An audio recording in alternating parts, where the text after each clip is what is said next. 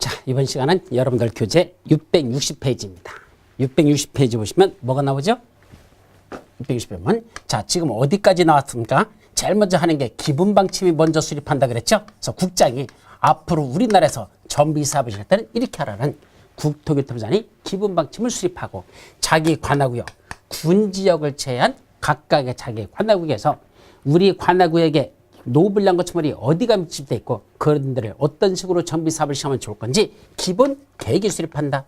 도시점 주거환경 정비 기본 계획이 수립됩니다. 그러면 서울특별시에 기본 계획이 수립되면 그 중에 어디 저 서초구에는 또는 강남구에는 아파트 단지가 너무 오래돼 가지고 거기서 재건축을 하자. 그러려면 뭘 지정한다 그랬죠? 정비구역을 지정해서 그래서 정비사업에 들어갑니다. 그럼 정비구역을 지정하기 전에 서초구청장하고 강남구청장이 뭐 들어간다 했죠? 정비계획을 수립해서 정비구역 지정 신청이 들어갑니다. 정비계획 수립을 해서 정비구역 지정했죠. 이제 정비구역 지정이 끝났으니까 이번 시간부터는 뭐죠?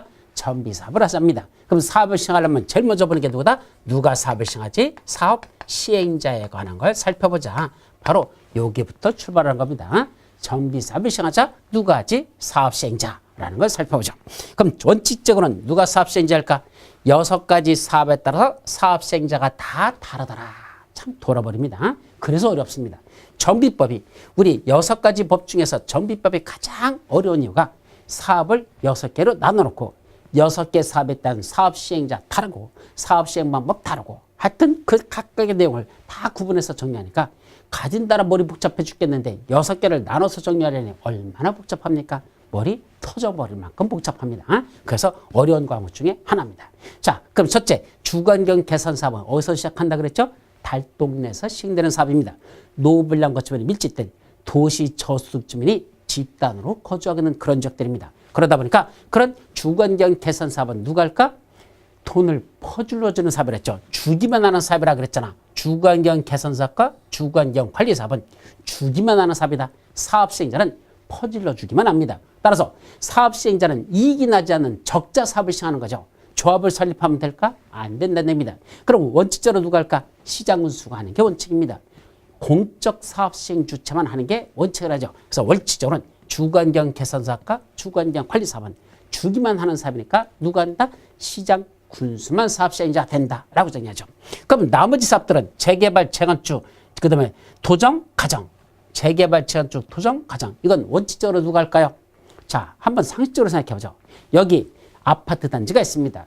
철거하고 거기다 새로 아파트를 짓겠답니다. 누구 겁니까? 현재 아파트 소유자들 거죠. 부시고 새로 져서 누가 갖는다? 자기들이 갖겠다는 얘기입니다. 그럼 자기들 아파트 부셔서 자기들이 짓는 건 누가 사업을 시행하면 제일 좋을까요? 자기들이 하라는 얘기입니다. 니들 거잖아. 니들이 해서 니들이 가지라는 얘기입니다. 이게 가장 기본적인 거죠. 그건 원칙적으로 누가 한다? 토지등 소유자. 근데 잠깐 조심할 거. 근데 토지등 소유자들이 아파트 단지 가보십시오. 아파트 한 개 그 단지에 보면 세대수가 최소 몇백 세대에서 최대 몇천 세대까지 있는 경우도 있습니다. 그럼 몇백 명 내지 몇천 명이 다 사업 시행자라면 이건 사공이 하도 많아가지고 배가 올라간다? 산으로 가버릴 겁니다. 사업 시행하기 어렵습니다. 그래서 정비사업은 원칙적으로 누가 한다? 조합이 하는 겁니다. 그래서 재개발조합, 재건축조합, 도시환경 정비사업, 가로주택 정비사업 조합. 그래서 원칙은 조합이 사업 시행자가 된다는 얘기죠. 다만 이 도시환경 정비사업만은 아까 누가 한다 그랬죠? 토지등 소유자들이 직접 하는 경우도 있습니다. 얼마 인원수가 되지 않는 그런 지역들. 예를 들면 어디에서 여기 상가 건물들이 있는데 그 상가 건물들이 한 10대 개가 쭉 크게 있는데 큰 상가들을 갖고 있는 그 통채, 통건물을 갖고 있는 사람들이야. 상가를 구분 소유권으로 갖고 있는 게 아니라 그 몇 층 되는 한 10층 되는 빌딩들을 혼자 갖고 있는 그런 부자들이 있습니다. 그런 사람들이 10대 개 빌딩 주인들이 모여가지고 야 우리끼리 여기 뭐 하자? 정비사업을 시작하자. 그때는 도시환경 정비사업에서 그 15명의 토지 소유자가 직접 할 수 있죠. 공장들이 난립된 지역에서 공장 주인들이 한 10명 공장 주인들이 모여서 자기들끼리 하자. 토지 소유자가 직접 할 수도 있습니다.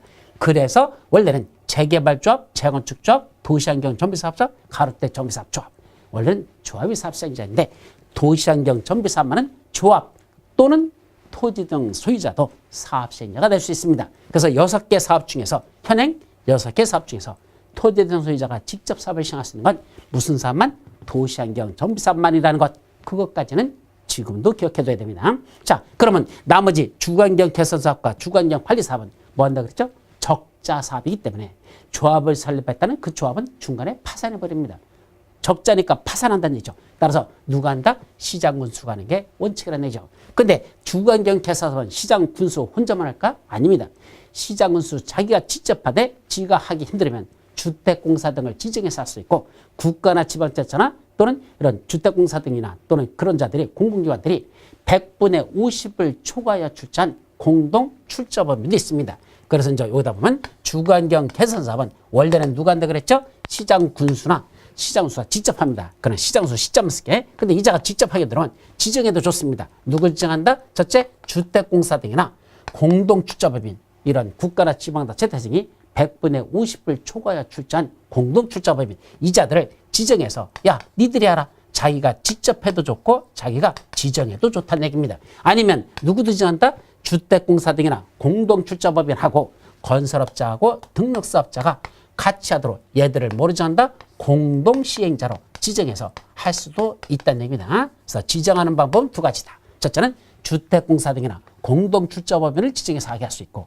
주택공사 등이나 공동출자법인하고 건설업자 등록사업자하고 공동시행자로 지정하는 그런 방법도 있다. 그러려면 뭐가 필요하죠? 그 정비예제 구역 안에는 토지 또는 건축물의 소유자 또는 그 지상권자 3분의 2 이상의 동의와 세입자 세대수 과반수의 동의를 받는 걸 원칙으로 합니다. 그래서 일정한 동의서를 받아야 된다는 거. 그래서 원래는 새 토지 등 예정 소유자의 3분의 2 이상의 동의와 세입자 세대수 과반수의 동의 맞습니다.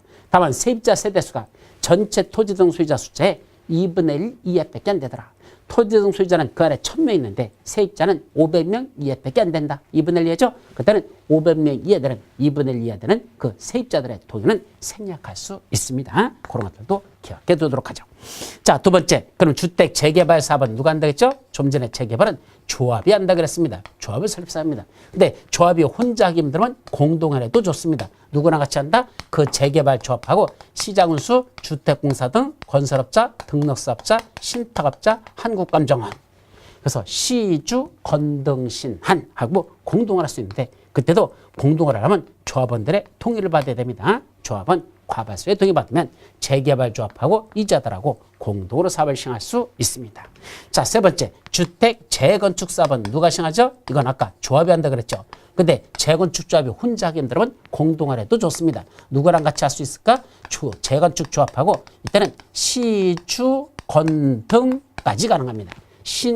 신탁업자하고 한국감정원은 안 돼요. 건설업자하고 등록사업자까지도 공동으로 할 수 있는데 이때도 조합원 과반수의 동의를 필요로 합니다. 자, 네 번째, 도시환경 정비사업은 원래 누가 한다 했죠? 조합에 해도 좋고 또는 토지 등 소유자가 직접 해도 좋다 그랬습니다. 그때 이때 조합이나 토지 등 소유자가 혼자 하기 힘들면 공동을 해도 좋다. 누구랑 하죠? 조합 또는 토지 등 소유자하고 누구랑? 시주, 건등, 신한하고도 역시 공동을 할 수 있는데 그러려면 조합원 또는 토지 등 소유자 과반수의 동의를 받아야 된다라고 되죠. 자, 주관경 관리사업은 누가 할까? 아까 시장운수가 한다 그랬잖아. 근데 시장운수가 혼자 하면 주택공사 등을 지정해서 할 수 있습니다. 그래서 주관경 관리사업만은 시장운수가 직접 하되 직접 하기 힘들면 주택공사 등만 지정합니다.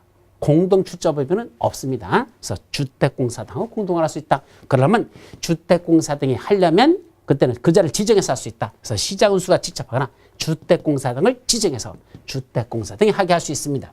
그러려면 주택공사 등이 직접 하려면 토지소유자 과반수의 동의가 필요하다는 거 거기까지만 기억하면 되죠. 가로택 정비사업은 본다 안 본다? 안 본다 그랬습니다. 그래서 가로택 정비사업은 신경 쓰지 마시기 바랍니다. 그럼 옆에 있는 예외적 시행자는 뭐죠? 원래는 이자들이 사업 시행인데 그래서 무슨 사업만? 이거 세 가지. 재개발, 재건축, 도시환경 정비사업입니다. 원래는 누가 사업 시행자죠? 조합 또는 토지 소유자, 조조조토 이자들이 사업 시행자입니다. 그런데 원래 조합이나 토지 소유자가 할 이 세 가지 사업을 재개발, 재건축, 도시환경 정비 사업을 이 조합이나 토지 소유자가 사업을 시행하는 게 아니고 누가 직접 하겠답니까? 시장운수가 지가 직접 하겠답니다. 또는 지정개발자라는 자를 지정해서 지정개발자 보고 사업을 시행하게 했답니다. 아니면 아까 나온 주택공사 등을 지정해서 이 주택공사 등 보고 사업을 시행하게 할 수 있다. 이자들이 사업 시행자가 되더란 얘기입니다. 이런 걸 뭐란다? 예외적 사업 시행자라고 했죠. 그럼 원칙적인 건 누구고? 조합이나 토지등수가 원칙적인 사업시행자인데 이자들이 안 되나 요 예외적으로 이자들이 사업시행자가 되는 경우가 있더라. 시장운수가 직접 하거나 지자개발자나 주택공사 등을 지정해서 그 자들 보고 하게 할 수 있다는 얘기입니다. 몇 가지 사유가 있으면 원래 법적으로 보면 9가지가 나와. 그래서 여러분들 책에 보시면 여기 동그라미 1번부터 그 다음 맨 밑에 동그라미 6번까지 6개만 써놨는데 사실은 9가지인데 그중에 줄여놓은 거야. 6가지만 써놨는데 한번 읽어보십시오. 그 6가지 사유가 있을 때는 이 3가지 사업에서만 재개발, 재건축, 도시환경, 정비사업에서 조합이나 토지등수자가 사업을 시행하는 게 아니고 시장운수 등이 이자들이 직접 사업을 시행할 수 있는 사유 몇 가지? 현재 6가지. 그거 정도는 한번 읽어보도록 합니다. 자, 다음 페이지.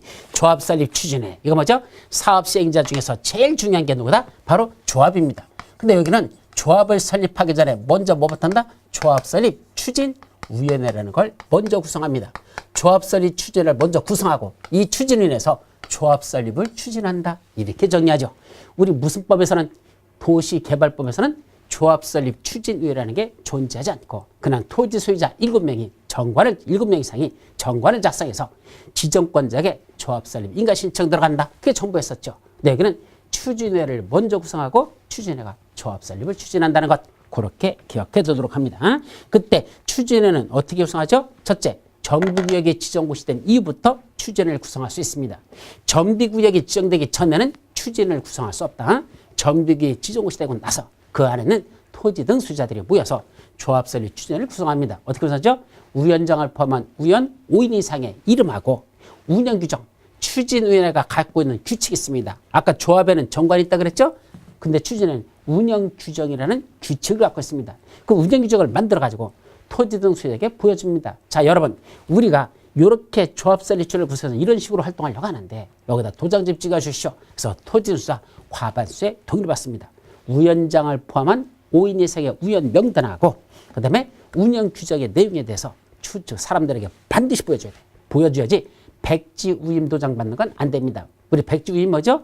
아무것도 없이 그냥 추진회 구성에 동의합니다. 도장 찍어서 이건 안 돼. 추진회 위원회 명단이 누군지 그다음에 운영 규정은 어떤 내용인지 이걸 보여주고 그걸 대한 도장을 받아냅니다. 그래서 과반수의 동의를 받아서 시장운수한테 가져갑니다. 그래서 시장운수한테 뭐 받아? 승인을 받으면 조합 설립 추진회가 구성되는 겁니다. 시장운수한테 승인 받아야 돼. 근데 추진회가 행하는 업무 중에 정비사업 전문 권력자를 선정합니다. 어떻게 선정하죠? 정비구역을 지정고시하고 이후에 하는 거니까 정비구역 지정고시 된 이후에 추진회 구성해. 그래서 과반수 동의 받아서 시장운수한테 승인 받았잖아. 그 승인 받은 이후에 정비사업 전문 관리업자라는 걸 선정할 수 있습니다. 이 정비사업 전문 관리업자는 무슨 활동을 하더냐? 이 조합장이라서 정비사업에 대해서 잘 알고 있는 게 아니잖아요. 누가 조합장이죠? 막걸리 잘 사주는 사람이 조합장입니다. 표본만 얻으면 되잖아. 정비사업 몰라도 돼. 그런데 사업이 시행되는 절차를 몰라가지고 어떻게 사업을 합니까? 누군가 옆에서 도와줘야 되겠죠. 사업 시행자를 도와서 정비사업이 원활히 시행할 수 있도록 옆에서 조언이나 또는 대응 업무 같은 걸 할 수 있는 그런 전문가를 뭐라 부른다? 정비사업 전문 관리업자라고. 이 자를 조합 설립 추진회가 구성되고 나면 승인받은 이후에 선정할 수 있습니다. 어떻게 선정하죠? 국장이 정해주는 경제입찰 방법으로만 선정합니다. 올해까지는 경제입찰 방법만 가능합니다. 내년부터는 경제입찰에 맞췄는데 2회 이상 유찰되었다? 2번 이상 유찰됐다? 그때는 뭐 할까? 예, 수의계약으로 할 수 있다라는 게 내년도에는 수의계약도 들어갑니다. 근데 올해까지는 경제입찰 방법으로만 해야 된다는 것 거기까지는 기억합니다. 그 밖에 설계자 선정 및 변경도 할 수 있고 또 계략적인 정비사업 시행 계획서 작성도 하고 정비사업 조합을 설립하기 위한 준비 업무 같은 걸 어디서 한다? 추진회가 행합니다. 그 밑에 보면 축소에 대한 동의도 나오죠. 그래서 사업 정비사업의 시행범위를 확대하거나 또는 축소하려고 할 때는 그때는 그 안에는 토지성 소유자 과반수 동의를 받거나 아니면 조합 설립 추진회 구성에 승인에 동의한 자들 있죠. 아까 승인한 그 과반수 동의했잖아. 그 자들의 3분의 2 둘 중 하나야. 전체 토지성 소유자 과반수 동의 받거나 아니면 조합 설립 추진회 구성에 승인, 구성에 동의한 사람들 그 동의한 사람들의 3분의 이상의 뭘 받으면 된다? 동의를 받아야 그런 사업 시행 범위를 확대하거나 축소할 수 있습니다. 추진회를 대표하는 위원장 1인과 감사를 두게 되어 있고 이때 추진회가 행한 모든 권리 업무는 조합에게 포괄 승계된다는 것. 포괄 승계야 자동 승계입니다. 따라서 추진회가 행했던 각종 그 비용 쓴 회계장부 같은 거 있잖아. 이거는 조합 설립이 인가일로부터 30일 이내에 조합에게 인계해 줘야 된다는 것까지는 기억합니다. 자, 옆 페이지 이제 뭐자? 조합을 설립하자입니다. 그럼 조합 설립은 첫 번째 뭐부터 한다? 조합 설립 인가받기 위한 동의 요건이 중요합니다. 시험 문제에서 상당히 많이 나요. 조합을 설립하려면 뭐 받는다? 조합 설립 인가를 받아야 되는데 설립 인가받기 위한 뭐일까? 동의 요건. 첫째, 인가권자부터 정리하죠. 여기 웬만한 거 90%는 누구나 했죠? 시장군수. 그래서 시장군수란 시장군수 특시, 특도, 시장군수, 자치구청장 합쳐서 이거는 시장군수를 한다 그랬죠. 그 자들에게 조합 설립 인가를 받습니다. 그런데 인가받기 위한 무슨 요건이 있다? 동의 요건이 있습니다.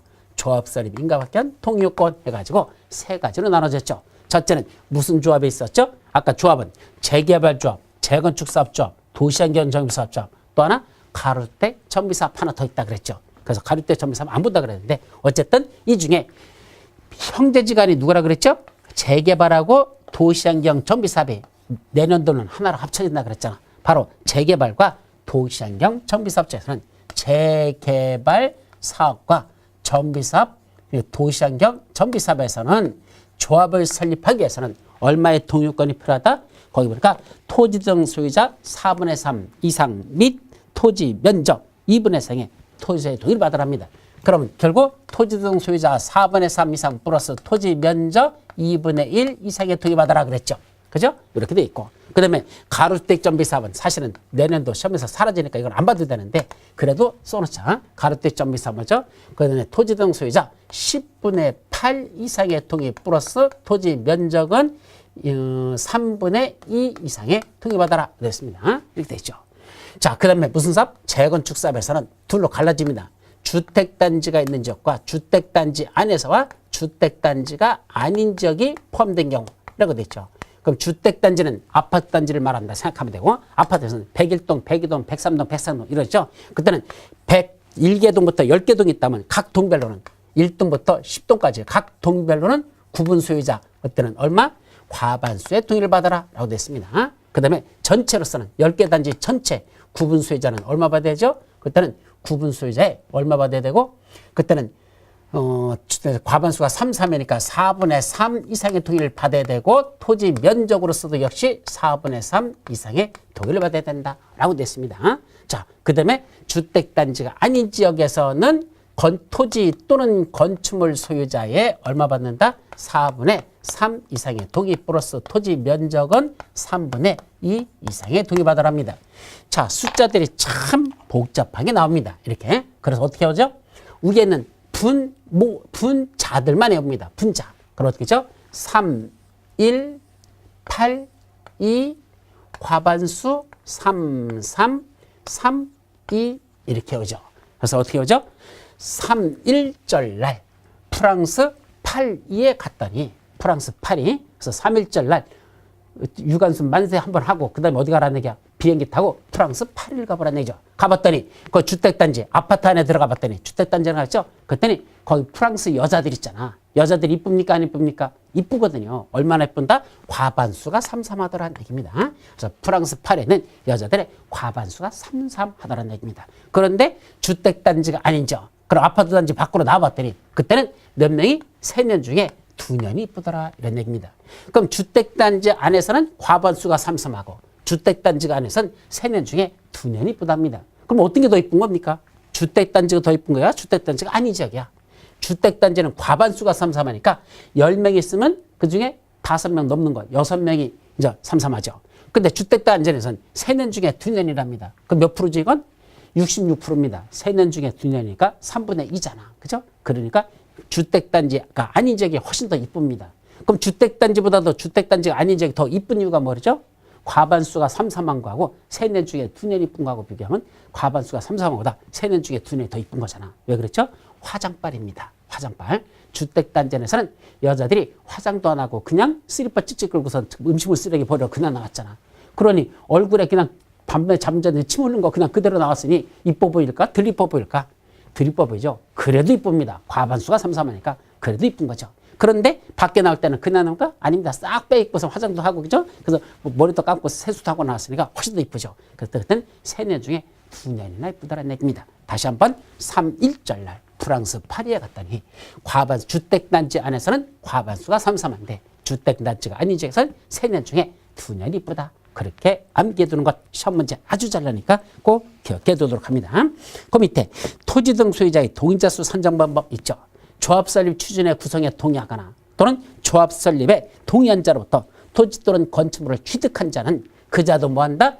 추진의 구성에 동의한 것 또는 조합 설립 추진에 동의한 자로 본다. 간주합니다. 자, 동의의 형식으로서는 그거 쭉 읽어보시고 그 밑에 동의의 철회라는 게 있습니다. 철회할 수 있을까? 예, 인허가 신청 전에는 원칙적으로 뭐죠? 철회할 수 있습니다. 인허가 신청 전까지. 그럼 여기서는 조합 설립 인가 신청 전까지는 철회할 수 있다 이런 얘기죠. 근데 예외가 있습니다. 다음 페이지 보시면 3가지. 정비구역 해제에 대한 동의한 거 또는 이거 조합 설립에 대한 동의한 거. 3번째, 추진에 또는 조합 해산에 대한 동의할 때 자기 중간에 자진 해산하는 거 그때 동의할 때 이때는 뭐가 필요하죠? 그때는 조합 설립 인가 신청 전까지만 처리할 수 있는 게 아니고 자 그림으로 그려죠. 여기가 조합 설립 인가입니다. 그럼 조합 설립 인가가 되는 건 여기죠. 그럼 여기는 조합 설립 인가 신청이고 그럼 언제까지는 처리할 수 있다? 원래는 인가 신청 전까지는 요까지는 뭐 할 수 있죠? 중간전 철회하는 게 가능하다는 얘기입니다. 그러면 인가 신청 들어가고 나면 그때는 인가 받기 전 사이에서는 철회한다는다? 이때는 철회 못한다는 얘기입니다. 이게 원칙이라는 얘기죠. 그런데 조합 설립에 대해서만은 그땐 2번이야. 그 중에서는 뭐가 됐더냐? 그게 아니고 그 3가지 사유 지금 말한 이 3가지 쓸 때는 인가 신청까지 처리하는 게 아니라 최초로 동의한 날 여기 뭐였죠? 최초로 조합 설립에 동의한 날 있죠? 최초 동의한 날이 있어. 그날부터 며칠까지만 처리할 수 있다? 30일이라는 걸 기억합니다. 그로부터 30일 이내에만 뭐 할 수 있다? 철회 가능합니다. 즉 최초로 동의한 또 30일이 지나버리면 아직 인가 신청 안 들어갔어도 처리할 수 없다라는 거 그게 3가지 사유 지금 말한 그중에 조합 설립 인가도 들어있죠? 이것도 원래는 30일 이내면 처리할 수 있습니다. 그러면 그 이후에 30일이 지나버리면 아직 인가 신청 안 들어갔어도 처리할 수 없다. 이때까지만 철회가 가능하다는 얘기죠. 근데 그중에 특히 조합 설립 인가에 관해서만은 또 제한이 있습니다. 어떤 제한이죠? 최초로 동의한 날로부터 30일 이내에 여기서 뭐가 있었다? 창립총회. 그래서 창립총회가 열렸으면 그때는 언제까지만? 창립총회 개최하는 그때까지만 철회가 가능하다라고 되어 있습니다. 자, 그럼 이제 어떻게 해오죠? 원칙적으로 이 정비법에서 어떤 인가를 받거나 또는 허가 등을 받았으면 그 인가 신청 들어가기 전에 허가 신청 전까지는 뭐 할 수 있다? 처리할 수 있다. 대원칙이야. 인가 신청 전 또는 허가 신청 전까지는 처리할 수 있습니다. 그럼 인가 들어갔거나 인가 신청 들어갔거나 또는 허가 신청이 들어간 이후에는 그때는 처리할 수가 없다는 얘기입니다. 그런데 지금 말한 그 3가지 몇 페이지에 나오는 664페이지 맨 위에 있는 박스 속에는 가나다 3가지 가나다 3가지는 언제까지만 가능하다? 최초로 동의한 날부터 30일 이내에만 철회가 가능합니다. 따라서 30일이 지나서 인가 신청이 아직 남았어도 그때는 30일이 지나면 더 이상은 처리할 수 없는 게 3가지 사유. 근데 그 3가지 중에서 2번째 거는 또 제한받아. 어떤 제한?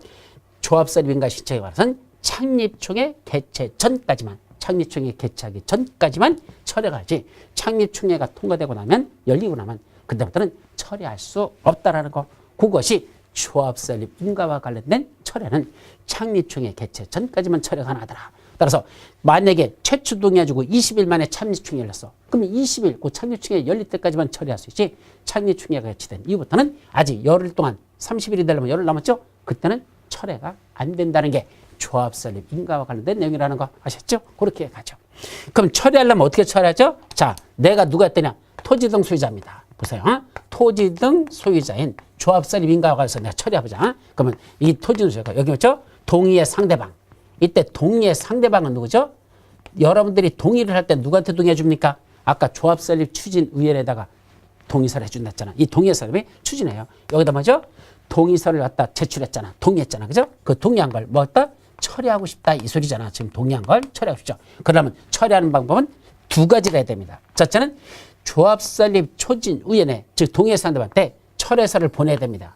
철회서를 여기다 보내야 돼. 그 다음에 또 누구한테 보내야 되냐? 하나 더 보내야 돼. 여기 누가 있죠? 동의의 상대방인 조합 설립 추진은 누구한테 가져가죠? 바로 인가권자. 누구죠? 여기서 인가권자는 시장군수입니다.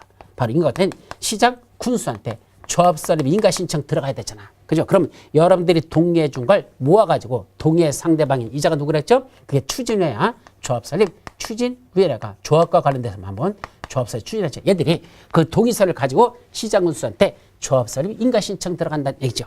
그럼 인가권자는 시장수죠. 그럼 이 토지등수자는 이 동의 철회서를 둘로 보냅니다. 하나는 동의의 상대방인 추진회와 또 하나 인가권자인 시장군수에게 철회서를 보내야 된다는 거. 그래서 철회서는 둘 쪽으로 둘 다 보내야 된다는 거. 이렇게 된다는 거. 그러면 이 철회의 효력은 언제 발생할래? 그게 어디에 나오죠? 여러분들 교재 664페이지 맨 위에 박스 속에 마지막 쪽에 나와요. 동의의 철회나 반대의 표시는 철회서가 동의의 상대방에게 도달된 때, 이 철회서가 동의의 상대방인 추진에 도달된 때, 또 하나 시장 군수가 동의의 상대방에게 뭐하죠? 야, 토지 등 소유자로부터 이 철회서가 여기에 접수됐잖아. 그럼 접수되면 지체 없이 또 누구한테? 이 동의의 상대방인 추진에게 그걸 통지해 줘야 됩니다. 그래서 통지하면 이 어떤 게 더 빠르대? 토지 등 소유자의 철회서가 동의의 상대방인 추진에 도달되는 시점하고 토지 등 소유자가 시장군수에게 접수해서 시장군수가 다시 동의의 상대방이 추진에게 통지한 때하고 도달된 때하고 통지한 때 둘 중에 뭔데? 더 빠른 때. 빠른 시점이 바로 뭐한다? 철회 효력이 발생하는 것이다. 그래서 철회의 효력은 언제 발생한다?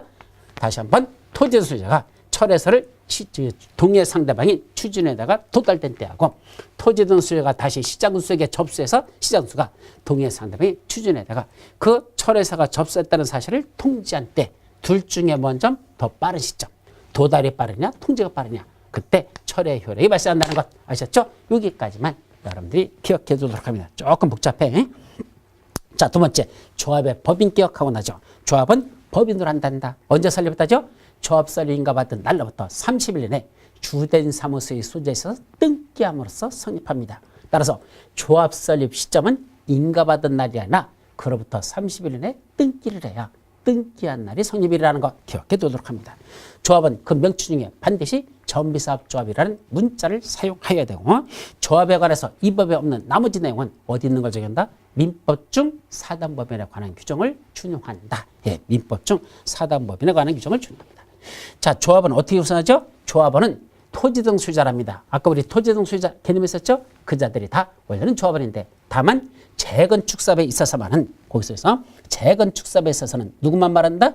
가로택 정비사업도 나오는데 가로택 정비사업 신경 쓰지 말라 해서 재건축 사업은 누구만 조합원이다 그랬죠? 조합 설립에 동의한 자들. 아까 재건축에서 동의한 자가 누구였었죠? 누구잖아. 과반수가 삼삼한데 3년 중에 2년. 과반수가 삼삼한데 3년 중에 2년. 이 사람들이 동의한 자죠? 이분들만 조합원이 되는 겁니다. 그럼 동의하지 아니한 자들은 어떻게 될까? 좀 이따 나오는 매도 청구. 너는 조합원이 아니기 때문에 팔고 떠나라. 동의하지 않은 자는 조합원이 아니고 그건 팔고 떠나라. 무슨 사업에서는? 재건축에서는. 그래서 매도 청구와 관련된 내용이 나옵니다. 자, 그 정도만 기억하고 또 공공기관 지방 이전 시책이라는 게 무슨 말이죠? 우리 이 수도권에 있던 공공기관들, 예를 들면 한국한전, 한국전력이라든지 또는 한국토지주택공사 이런 것들이 전부 다 어디갔죠? 지방으로 다 이전시켜버렸습니다. 그게 공공기관 지방 이전 시책을 하죠. 지방 활성화를 위해서 공공기관들을 지방으로 내려보냈습니다. 그럼 그때 내려보냈을 때 여기에 그들이 갖고 있던 주택들이 있을 거 아니야. 그걸 뭐죠? 팔고 떠났을 겁니다. 그러면 그걸 먼저 양수한 자, 그 주택 등을 건축, 토지나 또는 건축물을 양수한 그런 공공기관 지방 이전 시책에 따라서 공공기관이 가지고 있던 토지나 건축물을 양수한 사람은 그 자가 뭐가 된다? 조합원이 된다라고 됐습니다. 자, 조합원 지위 승계될까 안 될까? 결론적으로는 됩니다. 즉 조합 설립인가 받은 이후에 조합원이 양도나 증여나 또는 판결 등으로 인해서 조합원의 지위가 타인에게 넘어가면 그 자는 조합원으로 본다. 예, 조합원이 됩니다. 그런데 투기과열지구안에서 주택 재건축 사업을 시행할 때만 두 가지 요건, 투기과열지구안에서 재건축 사업을 시행할 때만 그때 그 조합원의 지위를 승계할까 안 될까? 안 됩니다. 원칙은 안 됩니다. 다만 상속이나 이윤을 해서 양수한 자는 조합원이 됩니다. 상속으로 넘겨받는 건 항상 돼요. 상속은 받고 싶어서 받는 거 아니잖아. 하늘의 뜻에 의해서 받는 거잖아. 그러니까 그건 조합원의 지위를 당연히 승계하고 아무리 투기과열지구 재건축사업 조합원 지위를 하더라도 상속이나 이혼에서 양수받는 자는 당연히 조합원이 되고, 또 하나 이런 지역에서 그래도 양도하는 자가 불가피한 사유로 양도할 때는 양수인은 조합원이 되는 경우가 있습니다. 양도자가 불가피한 사유, 첫째 근무, 생업상의 사정, 질병치료, 취약, 결혼 등에서 다른 특강, 특시, 특도시군으로 이전하는 경우, 다른 지역으로 이전하는 경우, 그때는 팔고 떠나면 양수한 자는 조합원의 지위를 승계합니다. 두 번째, 상속받은 주택으로 세대원 전원이 이전하는 경우, 또 세대원 전원이 해외로 이주하거나 해외에 2년 이상 체류하는 경우, 전원이란 말을 조심합니다. 항상 세대원 일부 해버리면 틀린다. 그게 시험 문제 여러 번 났었다는 걸 기억하죠. 자, 세 번째 임원입니다. 두 번째 임원입니다. 누가 임원이 되죠? 임원으로서는 조합장 1인과 이사, 감사를 두게 돼 있단다. 그때 이사의 수는 3명 이상을 두되, 다만 조합원의 토지 등 소유자 숫자가 100명을 초과할 때는, 그때는 3명 이상이 아니라 5명 이상으로 두게 됩니다. 감사는 1명 이상 3명 이하로만 두게 돼 있죠. 또 조합 임원의 임기는 3년 이하의 범위에서 정관으로 정하는데 뭐 할 수 있다? 연임할 수가 있습니다. 그래서 조합의 임원은 3년 이하의 법원에서 정관으로 정하는데 연임도 가능합니다. 내년에도 다 그대로 있는 내용들이야.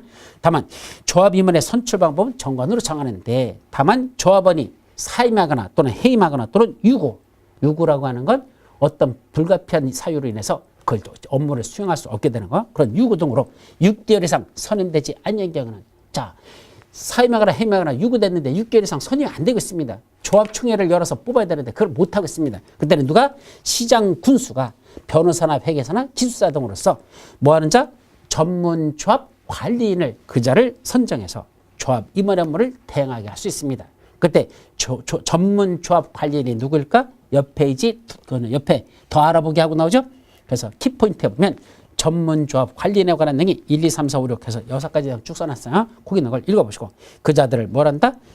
그런 자들을 전문조합 관리로다 선정해서 그 자들을 대신 조합의 업무를 대행하게 할 수 있습니다.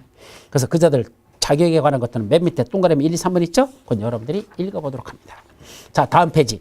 조합장 또는 이사의 자기를 위한 조합과의 계약이나 소송에서는 감사가 조합을 대표한다는 거 내년도 그대로 들어있어요. 외워두시고, 조합의 임원은 같은 목적의 정비사업을 하는 다른 조합의 임원이나 직원을 겸할 수 없습니다. 또 임원 결격사유, 미성년자, 피성년 후견인, 피한정형에는 파산성으로 봐서 복권되지 아니한 자 등등 임원이 될 수 없죠. 근데 만 5번째 거, 점의 5번째 점, 2번, 즉 정비법을 위반하여 벌금 100만 원 이상을 선고받고 아직 뭐한 자? 5년이 지나지 아니한 자, 벌금 100만 원 이상을 이 법에 따라서 선고받고 몇 년? 2년이 아니라는 거. 몇 년이 지나지 않은 자? 5년이 지나는 자. 임원이 될 수 없다는 것 기억합니다. 자, 임원이었던 자가 처음부터 이런 결격사에 해당하거나 또는 중간에 결격사에 해당하는 점이 판명되면 그때는 어떻게 될까? 임원으로서의 자격은 당연 퇴임됩니다. 문제는 퇴임 전에 관여한 행위는 효력을 잃지 아니한다. 중요해요. 자, 과거는 묻지 않는다. 그건 이미 임원으로서 했던 업무에 대해서는 퇴임했다 하더라도 그건 효력을 잃지 않고 유효하다는 걸 조심합니다. 임원 해임시킬 수 있습니까? 예, 할 수 있습니다. 조합원 10분의 1 이상의 반의만 있으면 총회를 열어가지고 과반수 출석에 출석 과반수 찬성으로 임원을 해임시킬 수가 있습니다. 자, 임원이 선임되지 않을 때는 그 시장군수가 총회를 직접 수집합니다. 아까 임원의 퇴임 또는 해임 후 6개월 이상, 그때는 조합 임원이 선임되지 않으면 시장군수가 조합 임원 선출해서 총회를 직접 시장군수가 소집할 수 있습니다. 자, 총회는 조합에 반드시 되는 기구를 총회라고 합니다. 그때 총회는 어떻게 열죠? 조합 임원에 아까 해임하기 위한 건 10분의 1만 발의하면 되죠? 그렇지 않으면 원래는 얼마만 발의한다? 5분의 1이면 됩니다. 그래서 조합장 직권으로 지가 직접 하거나 이때는 조합원 5분의 1이 발의했거나 또는 대의원 3분 이상이 요구하면 그때는 뭐 할 수 있죠? 총회를 개최할 수가 있습니다. 그때 총회에 의결하는 경우에는 조합원들이 직접 출석해야 되는 게 최소 몇 프로 되냐? 원래 10%입니다. 100분의 10 이상이니까 조합원 10명 중에 1명은 직접 출석을 해야 됩니다. 다만 중요한 총회, 어떤 거죠? 창립총회를 개최한다, 사업시행계에서 수립되기 위한 총회를 개최한다, 관리처분계에 수립된 경우에는 총회체. 세 가지야. 창립총회, 사업시행계에서 관리처분계. 이 세 가지는 아주 중요한 거니까 이때는 반드시 20% 이상 조합원들이 직접 출석해야 됩니다. 그럼 나머지는 뭐죠? 대리 출석 가능하다니죠. 우임장을 줘가지고 대리인으로다가 이렇게 할 수가 있습니다. 그게 동그라미 디귿번에 나오죠. 맨 밑에 쪽에 서면 대리 의결 사유 그랬죠. 그래서 서면 또는 대리를 통해서 의결권을 행사할 수 있는데 직접 출석은 원칙이 10% 이상, 세 가지 사유가 있을 때는 20% 이상 직접 출석을 해야지만 총회를 열 수가 있습니다. 자, 그 밑에 맨 밑에 사업시행 계획서 등의 특별 동의권. 그럼 원래는 어떻게 동의하죠? 과반수 출석에 출석 과반수 찬성하면 의결할 수 있어요. 이게 원칙이에요. 그런데 중요한 것들 두 가지. 사업시행 계획서의 수립 변경하고 관리처분계의 수립 변경은 아주 중요한 거니까 요거는 과반수만 갖고는 안 되고 얼마 필요한 원칙은 아니야. 과반수 출석에 출석 과반수 갖고는 안 되고 그냥 전체 조합원의 과반수가 찬성해야지만 동의해야지만 통과시킬 수 있습니다. 두 가지 사업시행 계획서 수립 변경, 관리처분계획의 수립 변경에 관한 중요한 두 가지는 그때는 과반수 출석의 출석 과반수가 아니고 전체 재적의 과반수의 동의를 받아야 됩니다. 다만 이 사업시행 계획서나 관리처분계획서 사업비가 100분의 10 이상 늘어난답니다. 전비사업비가 100분의 10 이상 늘어나는 경우에는 그때는 과반수만 갖고는 안 되고 3분의 이상의 동의가 필요하다. 과반수가 아닌 그때는 3분의 이상입니다. 다만 그때 왜 그 비용이 늘어났더냐? 생산자 물가 상승률 지분만큼 늘어나는 것들. 또 하나 현금 청산 대상 있죠. 너는 줄 만한 대상이 없으니까 너는 돈 받고 떠나라 라는 그런 현금 청산 대상이 있어요. 그런 사람들에 대해서 나가는 돈은 요거는 전비사업비 증가분에 포함시키지 않습니다. 그건 제외한다. 작년도 시험 문제입니다. 그까지 났었어요. 자, 미음번 총회 소집 통지. 총회를 소집하는 자는 총회 개최일 7일 전까지입니다. 7일 전까지 회의 목적, 안건, 일시, 장소를 통해서 조합원에게 통지해야 된다는 거 7일 전까지 통지합니다. 자, 마지막 대의원회라는 조직이 있죠. 이때 대의원회는 조합원의 숫자가 100인 이상인 조합원은 대의원을 두어야 한다. 도시개발조합은 얼마죠? 의결권을 갖는 조합원의 숫자가 50인 이상이면 대의원을 둘 수 있다. 거기는 50인 이상이면 둘 수 있다. 전비사업조합 100인 이상이면 두어야 한다라는 것 차이점입니다. 자, 대의원회는 어떻게 구성되죠? 다음 페이지. 조합원 10분의 1 이상에서 정관으로 정하는데 그 10분의 1 이상이 몇 명이다? 100인을 넘는 경우에는 그때는 조합원 10분의 1의 범위 안에서 그때는 100인 이상으로 둘 수가 있습니다. 이게 무슨 말일까? 자, 조합원이 예를 들어서 조합원이 여기 200명이랍니다. 그럼 대의원은 몇 명이죠? 10분의 1 이상이니까 20명 이상에서 구체적으로는 정관에서 정하면 됩니다. 200명일 때는 20명 이상에서 대의원 숫자를 정하면 된다는 얘기죠. 그런데 조합원 숫자가 3,000명이랍니다. 그럼 3,000명이면 10분의 1이 얼마죠? 300명. 며칠을 넘었죠? 100일을 넘었습니다. 3,000명의 조합원에 10분의 1이면 300명이잖아. 그럼 300명 이상을 둘까? 아니고 그때는 10분의 1 이상이 아니라 그때는 10분의 1 때 100인을 넘으면 300명, 100명 넘었죠? 그때는 10분의 1의 범위 내에서 그럼 10분의 1이니까 300명의 범위 내에서 100인 이상으로 둘 수 있다. 그때는 조합원 숫자가 결국 3,000명이면 대의원 숫자는 100명 이상 300명 이하 그 사이에서 둘 수 있더라. 이런 뜻입니다. 자, 총회 권한의 대행, 총회 의결사항 중 반드시 총회에서만 의결해야 되는 것들이 쭉 열거되어 있죠. 그래서 반드시 거기 총회에서만 의결해서 그 중에 쭉 내려다 보면 대의원에서는 대행할 수 없고 총회에서만 하는 것들이 쭉 나와 있어. 근데 그 중에 맨 밑에서 네 번째 거, 점으로 찍은 것, 그 중에 밑에서 네 번째 거, 밑에서 위로 네 번째 거 보시면 조합 임원의 선임 및 해임 반드시 총회에서 합니다. 그런데 괄호 열고 다만 정관이 정하는 바에 따라 임기 중 고리된 자를 보궐 선임한다. 그럼 무슨 말이죠? 임원을 선임하거나 해임하는 건 원래는 어디서 해야 되는데 총회를 열어서 해야 되는데 보궐 선임, 보궐 해임이라는 건 뭐 하는 거죠? 임기 중 고리된 자 그만뒀어요 중간에. 그래서 다시 보궐 선임한대. 그때는 대의원에서 해도 좋다는 얘기입니다. 다만 조합장만은 또 총회를 열어서 해야 됩니다. 조합장은 그냥 대의원에서는 안 되고 보궐 선임이라 하더라도 조합장은 반드시 총회에서 열어야 된다. 이것이 작년도 시험 문제에서 출제됐던 내용들이기 때문에. 자, 이제 두 가지 조직이 남았네. 또 추가적으로 주민대표회라는 거 옆 페이지 대행자가 있습니다. 자, 두 가지. 주민대표회라는 게 있고 주민대표회 또 하나 대행자 제도가 있죠. 대행자. 사실은 하나 더 있어요. 보면 누가 했더냐. 토지 등 소유자 전체 회의라는 것도 사실 있어요. 사실은 이렇게 크게 보면 조직이 세 가지가 나오는데 이게 별도의 조합과 다른 별도의 조직이야. 첫째, 주민대표라는 건 뭐더냐? 원래는 무슨 사업에 있어서 아까 여기 사업시행자, 재개발이나 재건축이나 도시환경 전비사업, 문화 또는 가로택 전비사업에는 누가 사업시행자라 그랬죠? 조합이 직접 하거나 토지등 소유자가 사업시행자라 그랬습니다. 그럼 자기들끼리 모여서 조합을 설립해서 지들이 하면 될 거 아니야? 아니면 토지소유자 직접 하면 될 거 아니야? 근데 조합을 설립하려고 봤더니 조합장 맨날 헤쳐먹는다. 조합장 구속됐다. 뭐 이런 소리가 너무 많이 나와. 야, 조합 설립해봤자 이거 뭐 고양이한테 생선 맡기는 꼬라지잖아. 야, 우리 뭐 하자? 조합 설립하지 말지. 그럼 누가? 토지등 소유자들이 지들이 직접 하지 않고 누굴 시킨다? 시장군수가 직접 하거나 주택공사 등을 사업시행자로 지정해서 이자들을 사업시행자로 지정해서 이자들이 하라는 얘기입니다. 원해서. 그래서 토지등 소유자들은 지들이 안 하고 시장군수나 주택 등을 사업시행자로 하게 하고 자기들끼리는 그럼 뭘 구성한다? 자기들끼리는 주민대표라는 걸 구성하겠다는 얘기입니다. 구성하여야 한다라고 되죠. 그래서 토지등 소유자가 사업시행하지 않고 시장군수나 주택공사 등이 직접 사업시행하기를 원하는 경우에는 얘들이 지정이라 쓰지 말고 WANT 원한다는 얘기죠. 토지소유자가 시장군수나 주택 등이 사업시행자 되기를 원하는 경우에는 시장군수나 주택공사 등을 사업시행자로 하게 하고 자기들끼리는 토지소유자는 뭘 구성해야 된다? 주민대표를 구성해야 한다. 정비구역 지정고시 된 이후에 주민대표를 구성해야 된다라고 됐습니다. 그때 주민대표를 구성하기 위한 요건은 어떤 방법을 한다? 토지등 소유자 과반수의 동의를 받아서 시장군수한테 승인까지 받아야 됩니다. 토지등 소유자 과반수의 동의, 시장군수한테 승인 이렇게 일단 기억해 두도록 합니다. 그때 구성원은 몇 명이죠? 5인 이상 25인 이하로 구성한다는 거. 그때 우위원장, 부위원장 각 1명 1명과 그다음에 누구 둔다? 감사 1명 이상 3명의 감사를 둬야 됩니다. 추진에 행하는 업무는 어떤 업무를 수행할 수 있죠? 얘들이 행하는 업무는 자 누가? 시장군수나 주택공사 등의 사업시행자로서 얘들이 작성하는 규칙이 있다 그랬는데 얘들이 작성하는 게 아까 뭐 있었죠? 시행규정. 얘들이 시행규정을 만드는데 함부로 만들면 안 됩니다. 시행규정에 들어갈 내용들이 있는데 그중에 뭐 하는 거?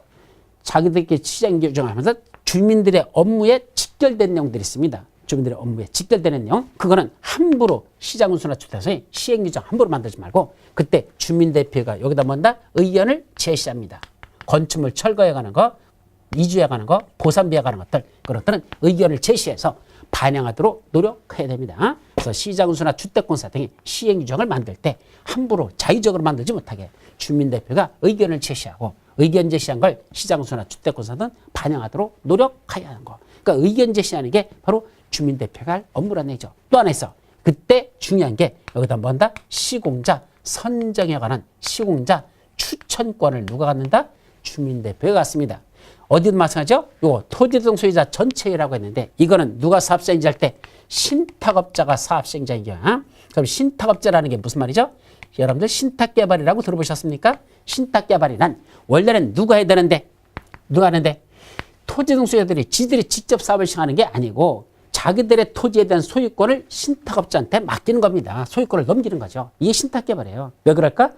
자, 원래 개발하는 주차는 신탁업자 지가 개발하는데 소유권은 토지소유자. 그럼 뭘 할 때마다 토지소유자 동의받아야 되고 사업 추진 못합니다. 그럼 야, 니들 땅의 소유권을 아예 나한테 넘겨달라. 신탁업자가 넘겨받아 소유권을. 그래서 지 땅인 양 자기 건 양 개발합니다. 신속하게 할 수 있죠. 그 다음에 개발이 끝나면 다시 토지소유자에게 그 권리를 넘겨주는 것. 완성된 권리를 다시 넘겨주는 거. 이게 무슨 개발이다? 이게 신탁개발이거든요. 그때 신탁업자한테 소유권을 이전했잖아. 그럼 토지소유자는 넘겼으니까 끝난 겁니까? 아니잖아. 나중에 또 넘겨받을 거잖아. 그래서 그때는 토지소유자가 지들끼리 뭘 구성한다? 신탁업자를 사업시행자로 정한 경우에는 토지등 소유자는 토지등 소유자 전체 회의를 구성합니다.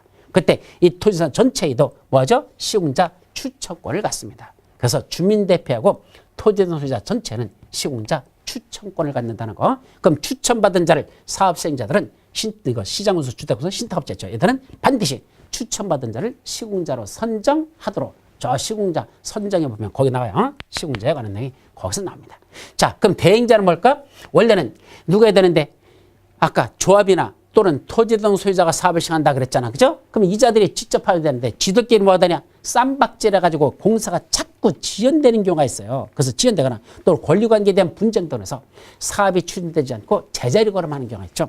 아니면 하나가 새로 신설됐죠? 그 밑에 토지등 소유자 또는 조합은 과반수의 동의로 요청이 들어오면 그때는 누구를 대신하게 할 수 있다? 시장군수나 주택공사 등을 대행자로 지정해서 그 자들이 대신할 수 있습니다. 자, 뭐하고 혼동하지 마세요? 주민대표하고 대행자하고 다릅니다. 주민대표에서는 누가 사업시행자죠?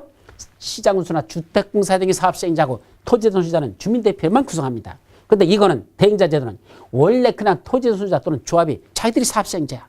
근데 지들이 직접 하기 어려우니까 누구한테 맡기는 거야? 야, 시장운수, 주택공사든 니들이 대신해달라. 즉 사업시행자 지위는 조합이나 토지수가 그냥 갖고 있는 거고 시행자 지위는 다만 사업하는 것만 대신하도록 누굴 대행자로 할 수 있다? 바로 시장운수나 주택공사 등은 대신하는 자로 지정할 수 있다. 이런 뜻입니다. 그러면 이때 시장운수가 아닌 사업대행자. 아까 누가 했다 그랬죠? 지정개발자나 주택공사 등이 대행자가 될 수 있습니다. 그럼 그 자들은 함부로 재산상 부담을 가하는 거 사업 토지등 수익자에게 재산상 부담을 가하는 그런 짓은 함부로 해서는 된다 안 된다? 안 됩니다. 그때는 시장원한테 승인을 받도록 돼 있습니다. 또 사업대행자가 대신해 줬잖아. 그럼 나중에 대신해 준 거에 대해서 토지등 수익자나 또는 조합에게 뭐 할 수 있죠? 비용을 청구할 수 있습니다. 근데 안 준다? 그러면 그 대지 또는 건축물을 뭐 할 수 있죠? 압류할 수가 있습니다. 압류도 가능하다. 여기까지가 뭐에 가는 거? 대행자 제도에 가는 것. 자, 여기까지가 사업시행자와 관련된 거. 그 밖에 관련된 사람들 전부 다 끝났죠. 이제 사업시행자가 정해졌으면 시행자가 할 일이 뭐죠? 이제 좀 이따가 사업시행자가 할 일이 뭐다? 사업을 시작하기 위한 구체적인 계획. 바로 무슨 게? 사업시행 계획서라는 걸 수립합니다. 그걸 들고 사업시행 인가받으러 가야 되겠죠. 다음 시간에는 사업시행계획서 수립해서 사업시행 인가받는 거 그 다음 절차들에 대해서 살펴보도록 합니다. 그는 잠시 쉬었다 들어가도록 하죠.